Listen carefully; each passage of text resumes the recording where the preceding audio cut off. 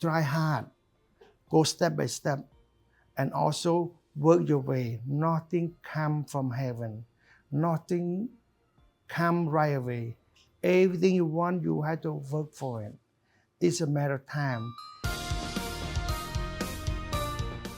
How do you want to preserve the tradition, the culture that we had, like when you were childhood, and now it's totally different story, right?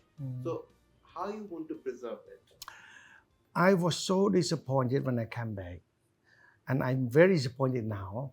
But you can't say much, you can't do much because that's now is the trend. Yeah. Big country, rich country, strong country, popular country tend to dominate the world, and everyone go toward that country.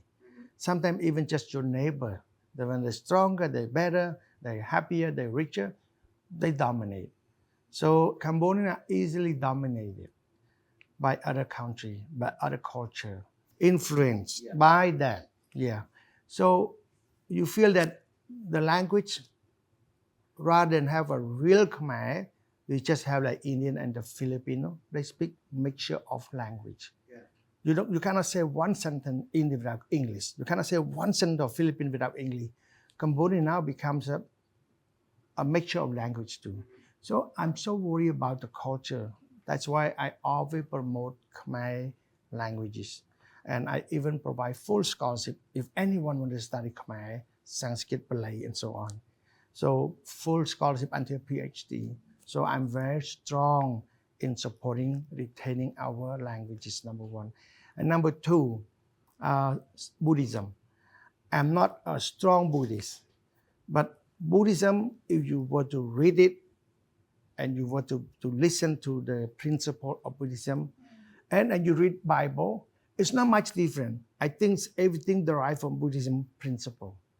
And sometimes I don't believe it is much of a religion, but it's more of a practice and of not a God, but of a teacher.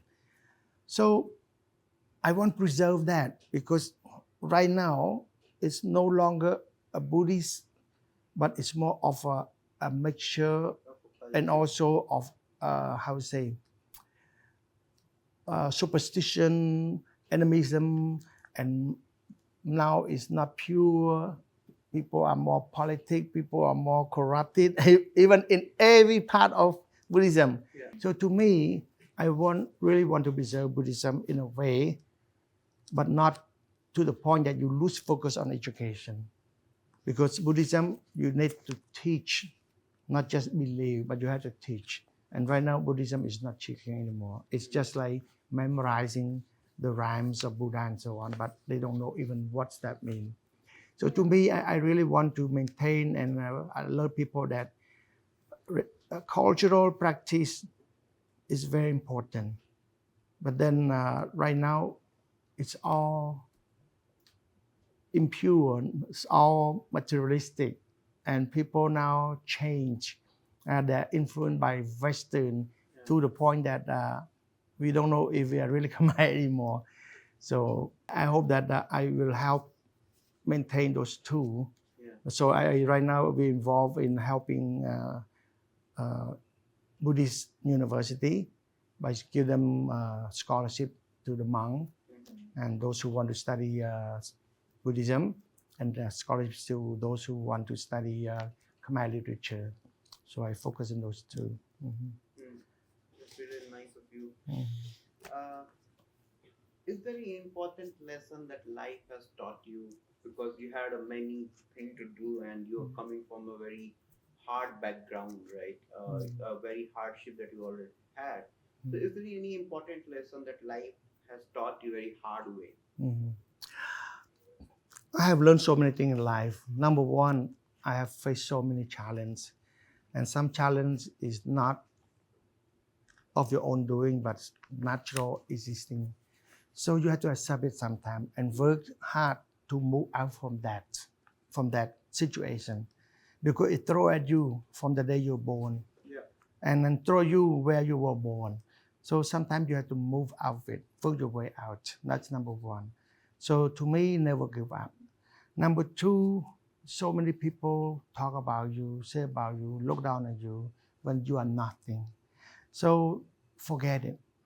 don't care, don't listen, and as if you don't hear anything, because you believe in what you can do and how you're going to do it, and be persistent. Never give up because someone says something. Always believe in yourself, have a confident, strong belief, and be persistent.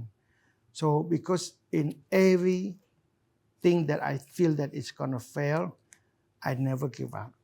So every dream that I want to be, I made it. So that sometimes 5 years before I can meet it, sometimes 10 years. But every dream, every goal, every manifestation that I have, I made it.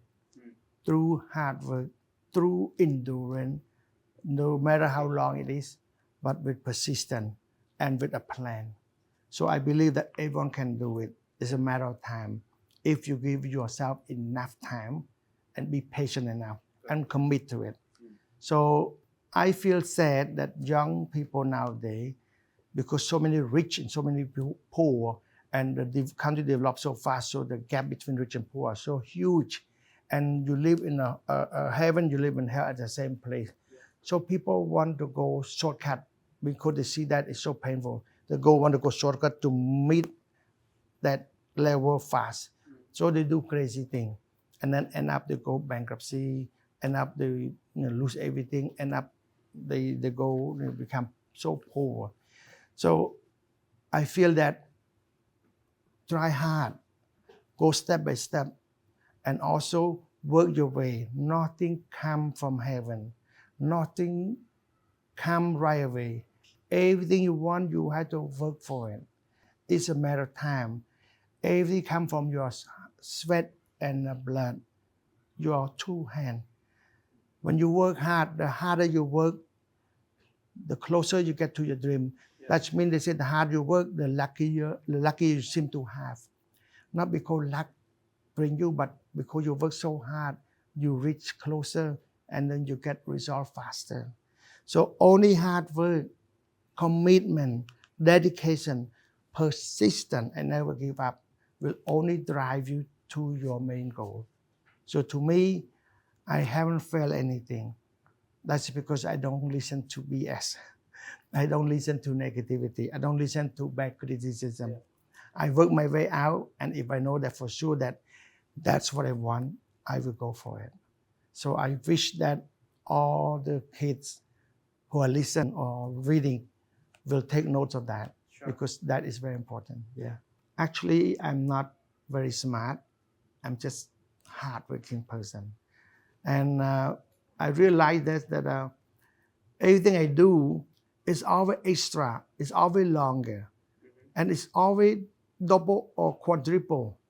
So I have to work extra to get to what people get. So I feel that it's so unfair.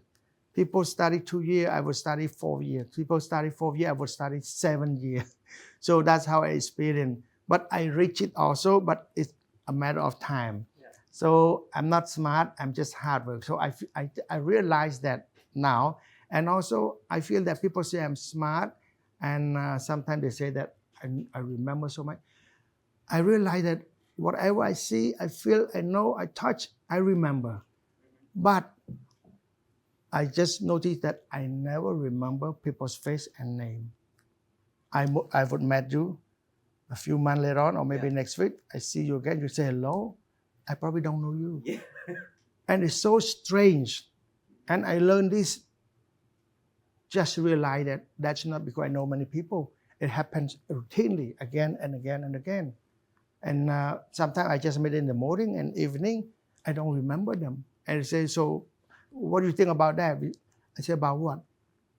Oh, we talked this morning. And I completely lost. So I would not remember them. So I think some kind of amnesia or something. No, I know what's the reason behind it, because you are doing a lot of work, a lot of things that you don't remember what you did. Yeah. Someone has to give you context of that conversation. That's why you have 15 assistants to help you. And I learned that I'm very stubborn. Think that people think that it's dangerous, and I know it's dangerous. I should not shut my mouth, but I burst it open. without worry about the consequences. And then I would sit down and think about it and worry about it. And it could repeat again and again. Yeah. Seems like you don't learn a lesson. You never take it as a no for an answer.